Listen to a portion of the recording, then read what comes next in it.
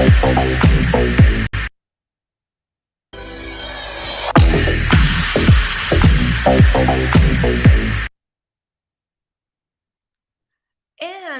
we are live. We had a little technical difficulty there with my video, but anyway, good to have you, everybody here. This is the Event Success Insights podcast with me, Chris Askodra, the world's first ever event success manager. In the Event Success Insights podcast, we are discussing the latest trends with influential thought leaders, professionals, and academics in the event industry, as well as in technology and business. This podcast is powered by Ludi, the leading event success platform that enables you to create meaningful encounters and measure them as well with the Experience Value Score, the EVS, which is a North Star metric measuring event success. For more information, find out more at ludi.com and eventsuccessmanagement.com. Today with me in the studio, no, in the home studio, because today we have a different setup. I have the pleasure to welcome Lasse Rouhiainen all the way from Spain. Hello, Lasse. Hi, Chris, and thanks for inviting me. Thank you for attending. It's a pleasure to have you here on the Event Success Insights podcast. We've known for a decade, I would say. Yeah, So I had the pleasure of having Lasse as a colleague of mine at Haaga-Heili University of Applied Sciences. He was teaching at Pasila, at the headquarters, a social media course. I was teaching a similar course in our Porvoo campus. I've attended your courses, very well done courses, very well accepted. The students loved them. And Lasse, you are now joining this podcast all the way from Spain.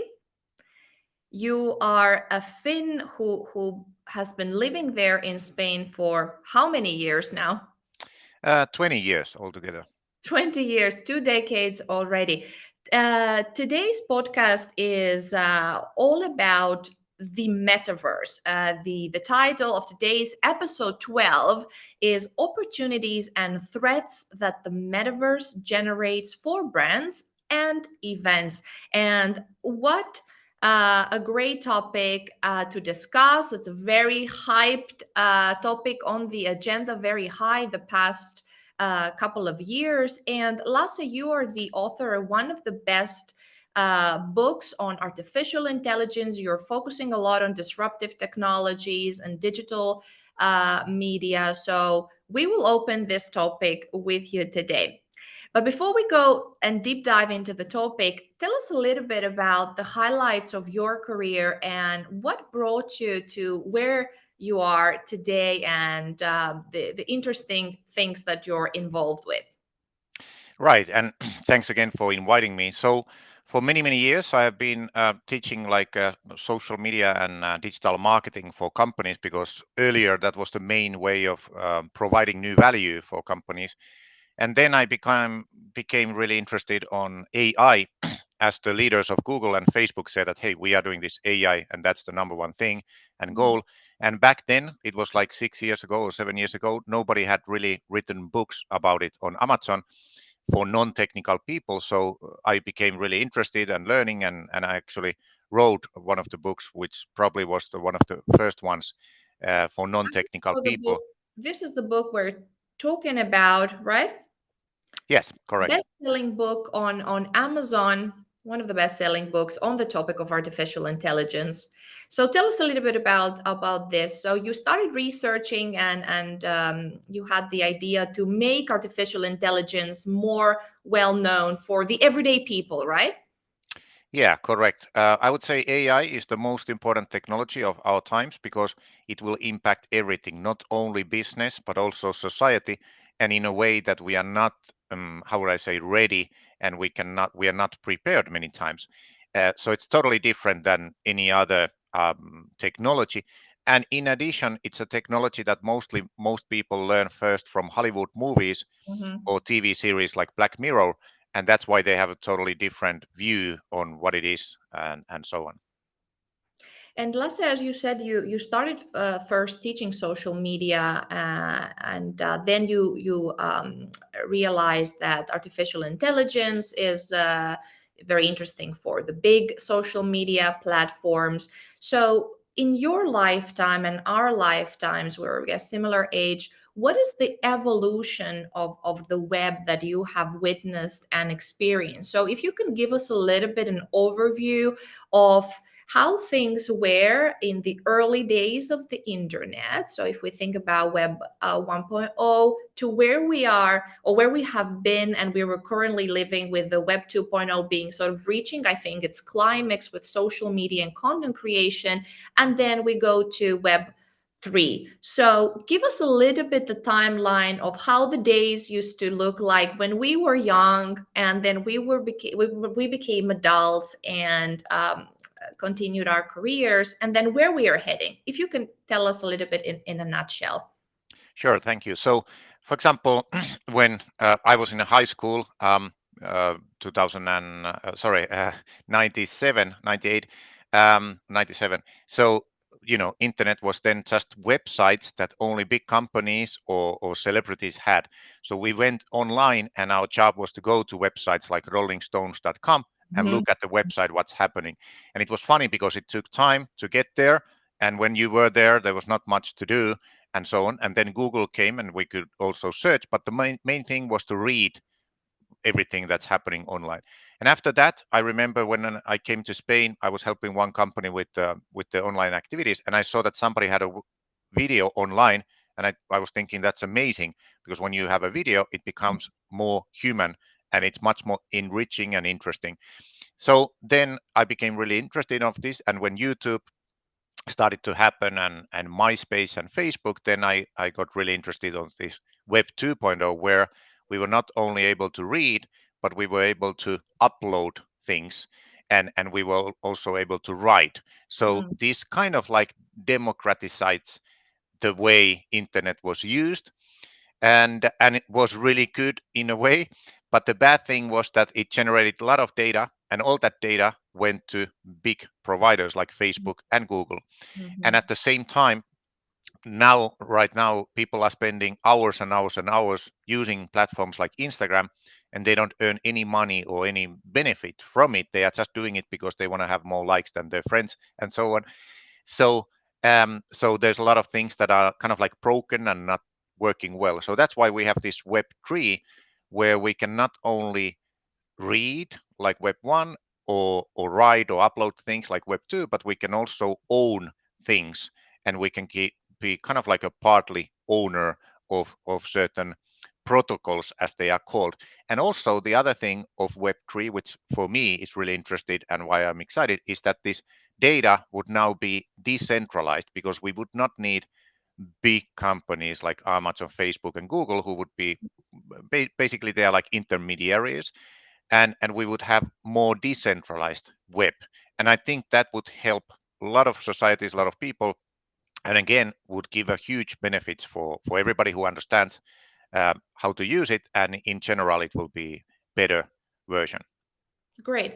So, you before we go into Web 3 and Metaverse, which is today's topic, and open those virtual reality, universal worlds, decentralized worlds, I would like you to give some advice already, because we're still living on the Web 2 verge towards a Web 3. So, what advice do you have regarding Web 2 and social media and its usage for event professionals and event creators?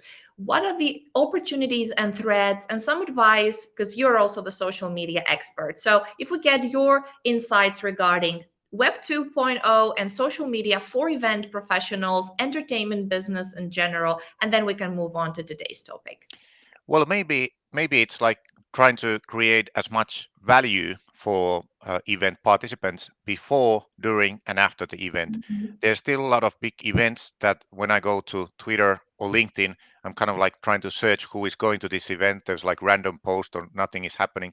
So one thing that I know in Finland is used really well are kind of like networking systems, where participants can like network and learn from others who are going. and that's extremely valuable because you don't have to like do random searches on social media. So what I would say is that I would like you actually said before we were talking that the most valuable thing is the participants' time. So I would Mhm.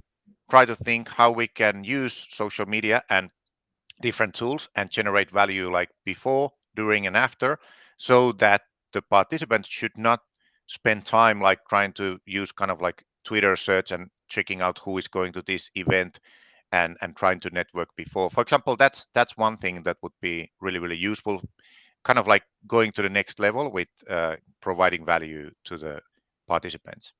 And I think Lute is a great tool as well for the communication before and during and after the event, especially in the before and after, which is often neglected. And of course, afterwards, we have the experience value score that measures exactly, as you mentioned, how valuable the participants' time was. Was it worth it or was it wasted? So that's interesting. So when it comes to measuring event success, also I think you are a great person to talk about the data and the dangers of the collection of data and the opportunities. So would you have some advice for event organizers regarding the data that they collect on social media and how those can be best utilized and not abused? Right. Well, I would say every data that it's already on social media, there's not that big problem. I would just search what is the best tool for that. I don't know. There are a lot of tools. I cannot name one. But everything kind of like that's data outside, which is already published, there's not that much problems. The problem with data collection and AI is many ways or many times that we use somehow users and clients' data before them or without them knowing it. And this is what, for example, Facebook has done, collecting all of our data and then selling it to third parties, for example. So all kinds of activities like that should be avoided. But everything that's published, I would just use the best tool out there and try to get sense of what's going on. Great. And today's topics, Lasse, and everybody tuning in and listening at this moment, is opportunities and threats that the metaverse generates for brands and events. And the word metaverse and artificial intelligence has been so hyped lately. So, if you could please break it down to us, first of all, what is the metaverse, how it works, and how is it transforming our society and business? And then we will take a closer look at what the event industry, how event industry can benefit from it, or the entertainment industry in general. You have chapter in your books topic it's related to the topic of entertainment and events as well. So first of all, give us the explanations. What is the metaverse and how it works and how it can generate and transform society, business? What value can it add? Right. I would start by giving this example that when in the year 98, I was looking at the website rollingstone.com, Mhm. me and others, we would never have imagined like social networks and many other value creation tools that are now online. So in the same way as we are talking now about metaverse, we have to accept that it's a thing that it's evolving and developing, and it's really difficult for us to say that in 2 years this will be big or that will be big. But what I would say is that everybody should be excited about it, even though there's a lot of hype and like high hopes and promises and such things. I would say most companies, all the big social media companies, Facebook, Google, Amazon, everybody says that metaverse is like their number one goal, and we will see in the next 6 months we will see a lot of all kinds of companies. I would say Finnish companies say that hey, now we have opened our metaverse version where you can do this and that. So the definition is that it's kind of like a virtual world where we would interact and see things and we could even buy things. People are already buying things. We can learn things, and this learning is the topic that I'm most interested. Mhm. We can also entertain, and we can also use social networks, so we can do kind of like all kinds of things that we are now doing online. But there's not the specific definition. So one way of using metaverse is to use like virtual reality headset, like Oculus, where we would be totally in a different world. We would not see Mhm. anything from this real world. Another way would be to use augmented reality, like people who were playing Pokemon Go with their mobile phone. It was augmenting the reality that they were now. And then you can already see, you can now visit different metaverses with your computer browser or internet browser. And that's also something I recommend to everybody. It's interesting since we are in the early innings of this. Many times it takes time. They are not loading, like you said. Exactly. They're still loading because I tried to check some Yeah. of the So it's the verses. same as the website of Rolling Stones for 20 years ago was loading for me. So it's the same kind of experience. However, I would say that it will give brands and everybody a way to give some kind of added value for the customers and the users, and that's why we need to learn from it. And all these big technology advancements nowadays, they come like little by little and then suddenly. So that means that we cannot like wait and say, oh, I will learn about metaverse like 5 years from now I will just shut Mm. down and think that it doesn't matter. No, it matters, and everybody should learn more about it right now. So we should learn about it definitely. But what are the threats also that the metaverse can hide? What are the perils? You have a nice infographic. Perhaps we can show that. I can provide the link below so that people can take a closer look to it afterwards. But you can walk us through a little bit regarding the risks related to the metaverse, and so that we can balance not only the business value on one hand, but what could go wrong, because I'm a little bit skeptical, I have to say. I'm a little bit concerned, and I want to ask you, what is the future following up to this for our kids? And congratulations, you gotten your son Mark. I realized when I was reading the preface of your book, Artificial Intelligence, you dedicated the book to your son. Thank you. Yeah. I'm really interesting to hear what are your insights regarding the how the future is looking for our children and the younger generation. So what are the risks, Lasse? Right. So again, comparing to Web 2.0, Web 2.0 kind of like started where Facebook and Google were doing everything. They were going like all in because it was really good for the stock value and for them generating money. So kind of like the point of view was doing it was a reactive way of things. Mhm. They said, "Oh, let's do everything. If something goes wrong, we will take care of it." But everybody knows that they didn't take care of it. It was mostly about them making money and so on. And now when we start with metaverse and Web3, we have to have a proactive way, which means that we have to think about these risks, but at the same time we have to go not all in, but we have to go fast. We have to participate in this because there's a lot of good things, but at the same time we have to know these risks. So what are the biggest risks? We can say that if you think about internet usage today, there are a lot of good things and there are a lot of bad things. And I would Mhm. say all of these will like augment. So the bad things and people who are doing something bad, they will have more opportunities. Why?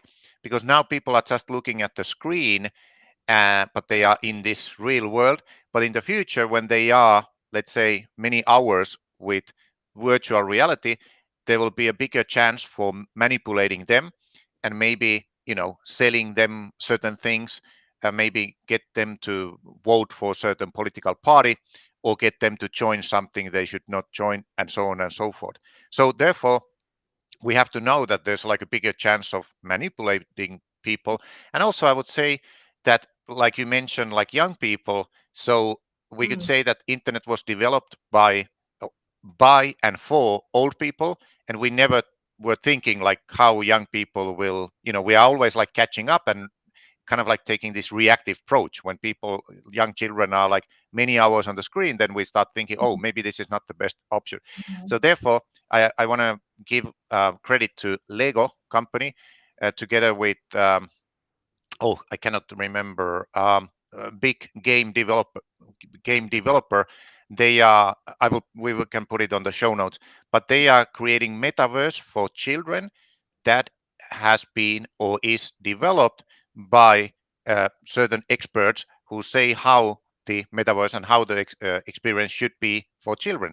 One third of the internet users are young people and children, but we have until now we have kind of like forgot got them, and that's why many people have addiction to online and so on and so forth. So anyhow, that was some quick summary of the Mm. risks. You touched upon also the addiction and the medical issues. So I would like us still to open up a little bit the, as you touched upon, the ethical, the medical, the psychological issues, because as we know with the internet use, we can use it or abuse it as well. And who is the authority that supervises what goes on the metaverse? And tell us a little bit about that interesting young man who you told me before backstage, who is going to the gym in on the metaverse. So I'm just wondering, is this now the metaverse? Is it really a very interesting, exciting way to do things and to use the internet and get immersed into the technology? Or is it a dystopia and something that we have to really put rules and regulations and try to really be cautious about? Right. Good question. I would say we should, let's say, we have to have like this proactive way of thinking about it and developing it. Mm. And the development should not happen only by certain people. Like if you think Web 2 mostly was developed by certain leaders in Facebook, Google, Amazon, and so on. And they Mhm. kind of like decide how rest of us will use it and so on. But now all of us should participate. And I would say that now, since the Web 2 has so many problems, there are a lot of intelligent people who are creating amazing apps and amazing things for the metaverse so that it will be safer and better version. I was referring to my friend who, rather than going to gym, Mm. is doing some kind of exercise on the metaverse, and I think that's a good option. The gasoline prices are going up in many places, and if the gym is far away, and maybe the gym prices are also going up, and if you can, put your goggles and do exercise in your home, maybe that's interesting. The main thing here is that you also develop skills in this real life, because some people will stay on the metaverse, they don't come back, so to speak. And I would also say to the parents that some parents think that the more you give like technology to the children, the better. However, that's totally opposite. You should first learn about the technology, you should learn about the opportunities and the threats, and then if children use technology like mobile phones or the metaverse, you should be with them and talk with them, and Mm. maybe they can like create their own apps and games to the metaverse. Like that's a great thing, because when they learn that, hey, this is the thing, here are the opportunities, here are the disadvantages, and I know them, but now I will program or use AI and create different applications for others to enjoy. That's the right way to use technology and metaverse. Mm. I'm just still a little bit worried about the disassociation between our human selves with our bodies and all the senses, and then living life through a virtual reality headset and a screen. I'm a digital native. I love technology, but I'm just still mindful of, is this the future we're going to? And I wanted to ask you uh, regarding, for instance, the concerns, these concerns that many tech billionaires have been reading a lot on the press. They prefer art or Montessori schools for their children who focus on nature and science. And they're restricting, like Bill Gates and Steve Jobs, they have been restricting the use of technology at their homes, so they're making billions by technology. Do they know something more? Is it technology just for the masses? And what is then the as you said, it's important to really teach our children and the young generation to how to use it properly, to walk them through. uh, do you see any concerns with this, as you mentioned with your friend?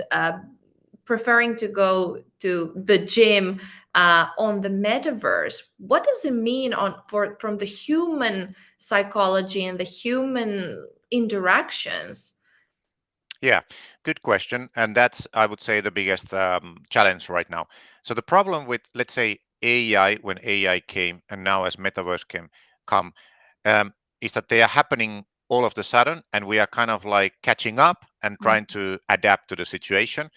The right way would be that metaverse would start 5 years from now, and we mm, would have 5 years time to mm, prepare ourselves and to investigate enough time and money to different research and see, hey, how long is it like okay to be on a metaverse if you are with your virtual reality headset, mhm, and what are the good and bad things. Right now we don't know, and many people unfortunately will have addiction, as they now have like computer and internet addiction. On metaverse they will have even better, a bigger addiction. And mm, also I would say one thing is this privacy and security is important. Also cyber attacks will become bigger, and we have to take them into consideration. But I would also say privacy is important, because the idea of Web3 is that we have more privacy, that the big social media giants don't like own our username and password.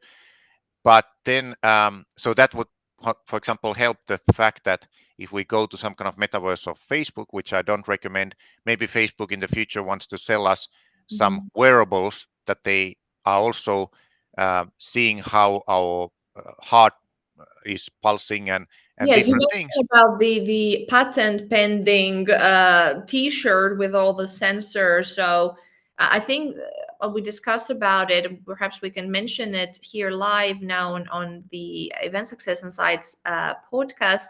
That they could measure our heart rate in real time when we're watching an ad, when we're attending an event on the metaverse, when we're consuming anything that they have to show us. And that's interesting and scary at the same time. On the one hand, you can say that, okay, great, event organizers on the metaverse can measure really the emotions and how captivating the event is, how excited it makes the heart pulses and beats of their participants. But then what they do with this data, could people be telling them, okay, now it seems that you have arrhythmia, here's a medication for you, go Yes. see a doctor. So it is, opportunities and threats, exactly what we're discussing today. It's a double-edged sword. Mhm. So Yeah, what is so your take? that's an excellent example that you give for the event industry, which again that can generate more value. Mm, There are two important things. One is that those people who want to join that kind of thing, they have to opt in. right. With Facebook, there was never option to opt in, right? They just took our data and sold it and used it and abused it and so on.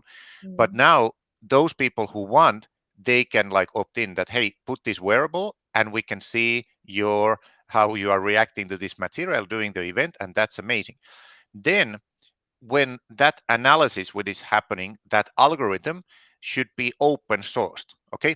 mhm, And open sourced means that it would be released to the public, and third party validators would say that, hey, this algorithm is correct, and this thing works correctly. It could not be like Facebook algorithms, which are secret and nobody knows how they work. mm. So if it has, for example, these two things, it would be great. And then some kind of security that after the event my data would be deleted, that this algorithm will automatically delete it. So something like this would be amazing. And not only events, You but should then be this could second be. class on a committee. You and other people like you, and that's why I wanted to bring you on the show as well, because you're a person who knows a lot and is able to say both the good, the bad, and also the ugly. So you call it as it is, and I appreciate this honesty that comes from research and experience and deep knowledge, because often people don't know, and they just take for granted that, yeah, this is how it works. But when you know, I think the more you know, you start being more critical and able to take the right choices. So that's good to have and to give your insights here to our listeners. We touched upon now the event industry. Let's go now to the core of today's topic regarding events. What are because if we think about the past 2 years, right, we lived in pandemic time. This was for our generation never before seen, sort of a little bit the age pandemic, but not at this scale. And now the whole world with COVID-19 has been down to its knees. The event industry has been severely impacted, and people have been locked in their homes for a little bit more than 2 years.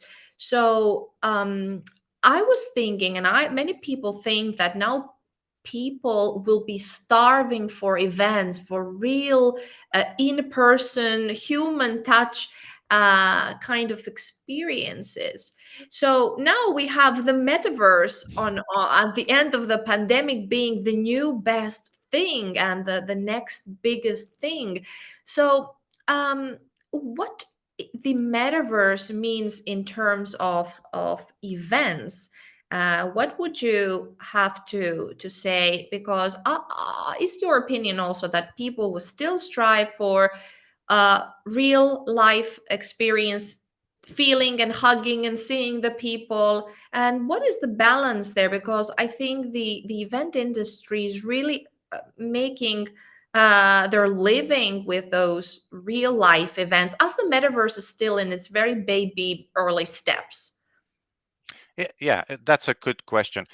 Again, I would think I like how we can generate value. It's all about value, and it's all about thinking, and also I would say asking your participants, hey, if we have like metaverse event, what would you like it to be? This is like really interesting to listen to them. Mhm. But let's give an example. So, for example, I think 6 months ago or something like this, the mayor of Seoul, the capital of South Korea, started to give talks on the metaverse. Okay, it's really cool. And if you think about like the mayor of Helsinki giving talks, and if you go to the center of Helsinki to listen to him, that's like only thing you do. You listen to him, maybe you can ask questions, I don't know, but then you go home. And if you listen to his talk on YouTube, that's the only thing you can do. You can only listen and maybe send questions. But if you go to metaverse, you can create all kinds of things around it. Maybe next to it, you can have information about the city or how they are fighting the climate change, or in Mm, the right hand side you can have maybe networking with some kind of people, and you can have like different options. So I would say think about it in the point of view of how we can uh, teach something to people, and how we can give them options that they can listen to the talk, but also there's other valuable things for them.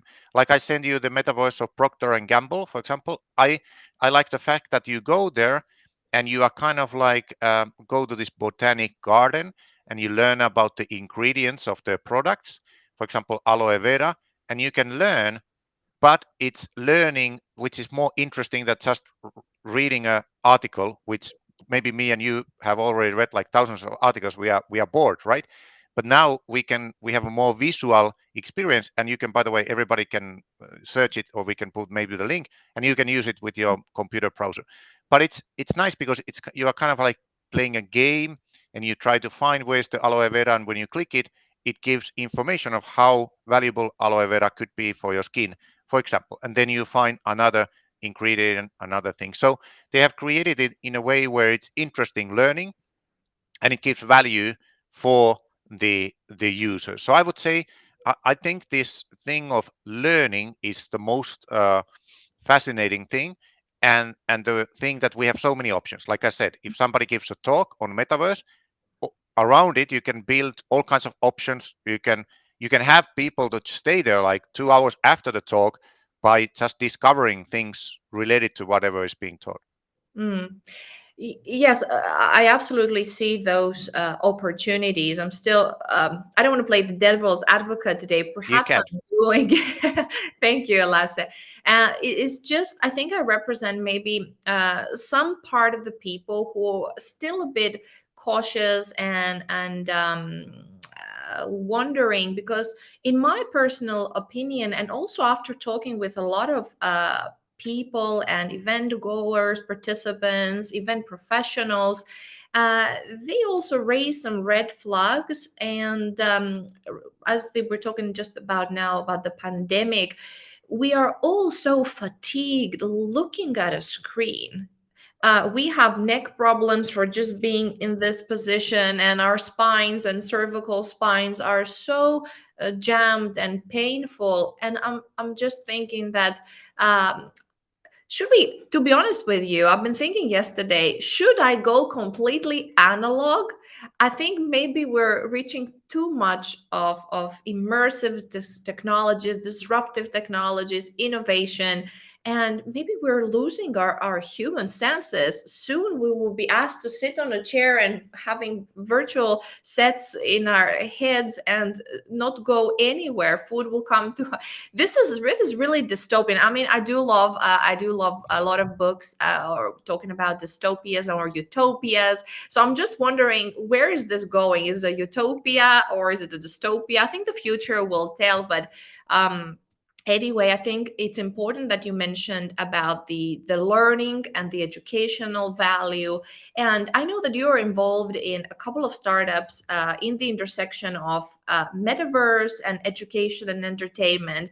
And I think those are valuable. So, would you like to elaborate a little bit more what exactly those are, what they do, and why you decided to be involved in those startup companies? Right. And what you said there is exactly the right thing.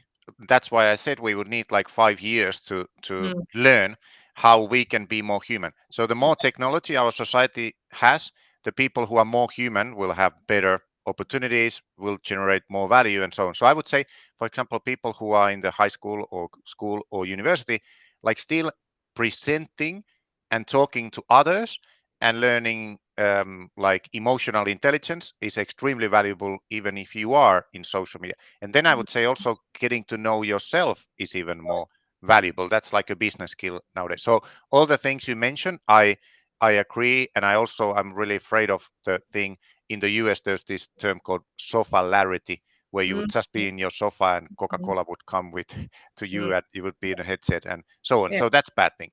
We should all be more healthy. But yeah, for example, one company which is like metaverse startup company is called Action Park. We can put the link later. Mm, And for example, their point of view is how everybody could create a course for the metaverse. And if you think about it, that's also quite nice. So they want to be like a Coursera of the metaverse, mhm, and we can put the link later. You can learn more from their website, mhm, but that's like a really nice thing, right? That it gives better opportunity. And maybe I mentioned to you that in Spain there's one university called UCAM in Murcia, and what they have, they already are doing some of their classes on the metaverse because everything related to medicine or healthcare, you can do simulations much better on the metaverse, and students can learn quicker. And it's amazing. It's like extremely good for learning when we do it the right way, and so on. So I would say, yeah, there's so many opportunities here. And this is the other one. Now the link is below. Is this the virtual film school, Yeah, right? So this exactly. is Yeah. one link, and the other one, check out more and Yeah. axonpark.com for more information. And Lasse, you have some kind of a more like an advisor Yeah. role. Well, I just collaborate with one edtech accelerator, and they are part of that. Yeah. Right. So check out more of those links below, axonpark.com and virtualfilmschool.org for more information. We're still here at the Event Success Insights podcast. Lasse Rouhiainen with a great website. Check out lasserouhiainen.com.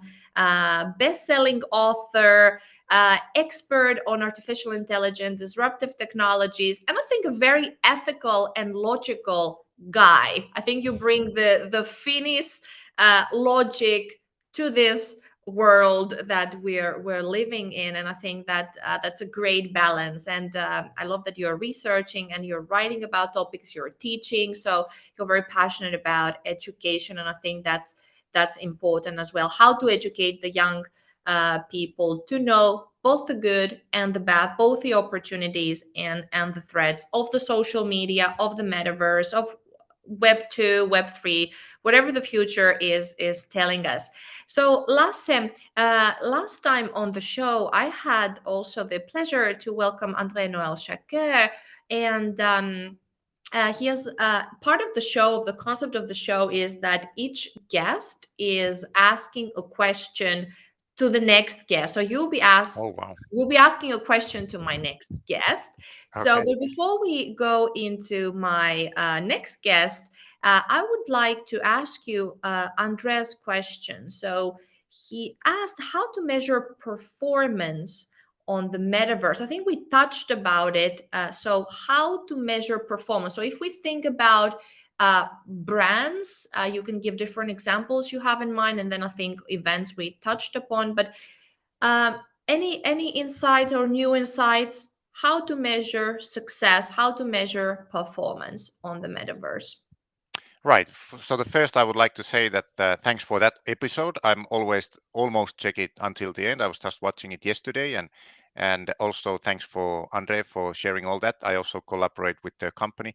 So Mhm. how to measure is that we need data. So without data we cannot measure. Uh, Again, the first thing I would say that when we get data, there's always be like opt-in option where people said, okay, I will participate in this algorithm analyzing me, this and that. And I'm sure that there's already a lot of entrepreneurs building different things for this, for the metaverse. But it will be the same way, um, getting enough data from the users, and yeah, and if we are doing it in an ethical way, and if we're doing it in an open source way, then that's really good. And maybe I would add one thing. As you mentioned, the ethical things are interesting for me because then we can create better internet. There's a Mhm. European initiative Mhm. which is called, I will type it and we can later put it in as a link, but it's called Gaia X. Mhm. Really strange name, but the idea with Gaia X is that it's a European digital economy, and it's basically, the idea is that in the future, everybody who does business with digital economy or the metaverse, they have to be Gaia X certificated Mhm. or applying these rules, and it's promoted by also with European Union and so on. But Mhm. it's excellent concept because the idea is this web tree.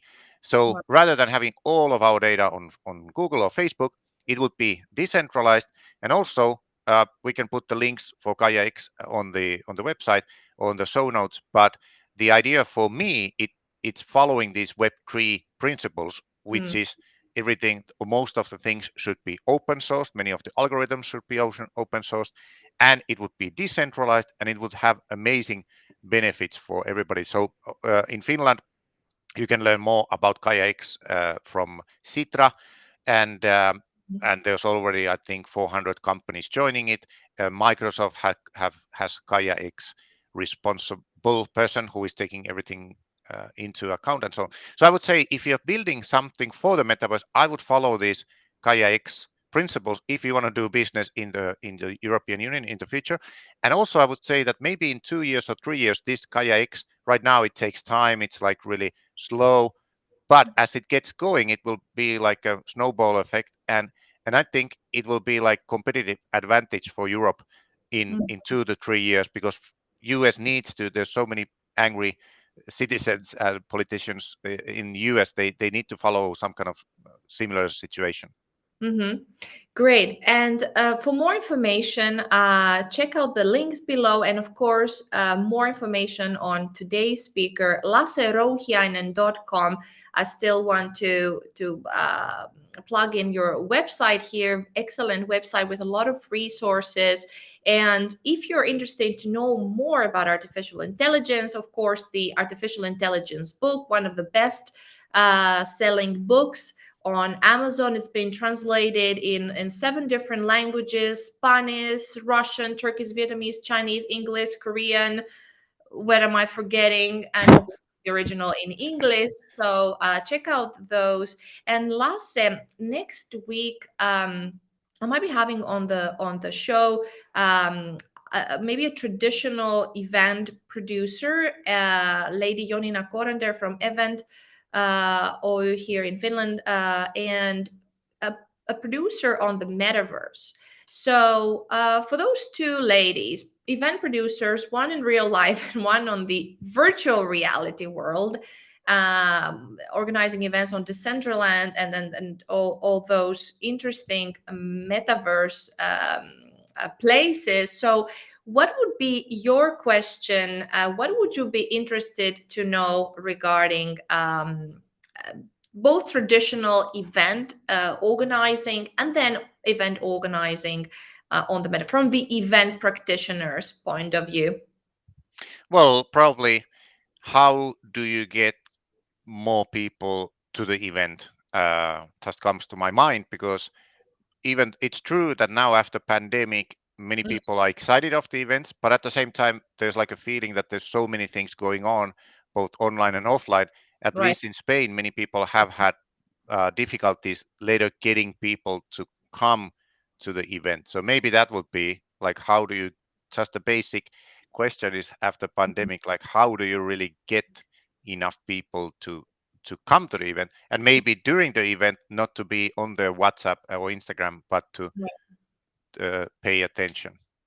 Excellent question. I think that here encapsulates the main issues and concerns about event producers, both in real life and on a virtual reality, and that's part of life as well. Because the biggest challenge is really to get people. No shows is a big issue for event organizers, and indeed, the after the pandemic and being locked at home, it could go both ways. Some people might be feeling really comfortable being in the comfort of their homes and consuming culture. And here before, I wanted to mention also that for some people, maybe with difficulties, moving difficulties, so maybe it is a way to be more inclusive of our events to people really who could be bedbound for different reasons, and maybe giving them an opportunity also to experience events and get connected with brands and listen to a mayor's talk somewhere, and really get as near as an experience as possible. So inclusion could be perhaps a benefit for a group of people around the world. And on the other hand, for people who, on the other hand, are sick and tired and fed up of looking at a screen, maybe how do we get people to the real in-person events? And as you know, Elon Musk just I don't know if it's true or not. Believe it's true that is sent a letter, an email rather, to his employees saying that you're expected to come to the office. Remote work for some companies might not be the case anymore. It's the same thing with events that when you have people there, maybe they drink, they consume, they eat. Of course, you can order food and have it there on your sofa, but this is interesting to hear sort of the different perspectives. How about you now, Lasse, on a personal level? You're there in Spain. Is it a sunny weather now, proper summer, or do you have some rains? We had a lot of in the springtime, a lot of rains, more rains than in the last 30 years. But yeah, now it's sunny. Probably will be too hot summer, but everything is okay. How does it look from the event organizer, from the events industry point of view? Are you personally going out to do you attend events? Do you give keynote? Do you speak at events? What is your professional life now in Spain or around the world? You're Yeah, traveling. Are you invited to speak to conferences? Are you invited to hold courses, or is it still things done online? Or what is your take yeah. on? A lot of things are done online. I was just about to go to 2 weeks ago to Austria, but it was so difficult with the uh, airline connections that we did it not on the metaverse. We just did it online, which was also really good. And now in 2 weeks, I will have to. One is like a workshop on the metaverse, and one is like a keynote speech. And for example, that other one, I hope they are following your recommendations and so on how to get people, because I'm kind of like wondering if they will get enough people for the event, which is happening like 3 weeks from now, and they are starting to promote now. But probably it will be okay. Where is But that yeah, event where is that event at? here in Alicante, it's organized by Chamber of Commerce of Alicante, and probably they do. But yeah, those are kind of like events here, and then the summer will be more. Not many things happen, and then again in September there will be more events here. Great. So thank you once more, Lasse Rouhiainen, all the way from Alicante, Spain. Here, greetings from sunny Finland. Thank you, Lasse, for taking the time. I hope it was worth it. And of course, I hope it was worth it for the listeners out there and you learn interesting insights and picking Lasse's brains of what the metaverse is, what business value it can give to brands and event organizers.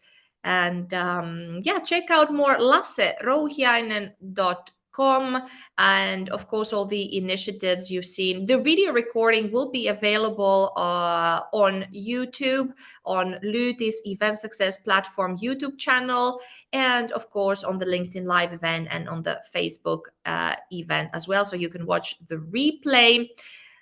Thank you, Lasse. Thank you so much, Chris, and it was really nice to be here, and thanks for also asking these interesting questions, and hopefully everybody learned a little bit more about the metaverse. And what is Lasse, last question, what is the future looking for you? Are you looking always for the new trend to start researching and writing about? Mm, Or are we well, still not well. Yes, and no. I would say that the biggest opportunity right now is this Web3, where metaverse is one element of Web3. So I hope we will transition to this Web3, and the companies will start following its principles because it will make the internet more, you know, better for everybody, not only few actors and so on. So I think that that will be enough big challenge for the next 5 years at least. great? Thank you, Lasse. And thank you, everybody, for tuning in and listening. I'll see you and talk to you next Wednesday at 12. Bye for now. Thank you, Lasse. Thank you. Bye.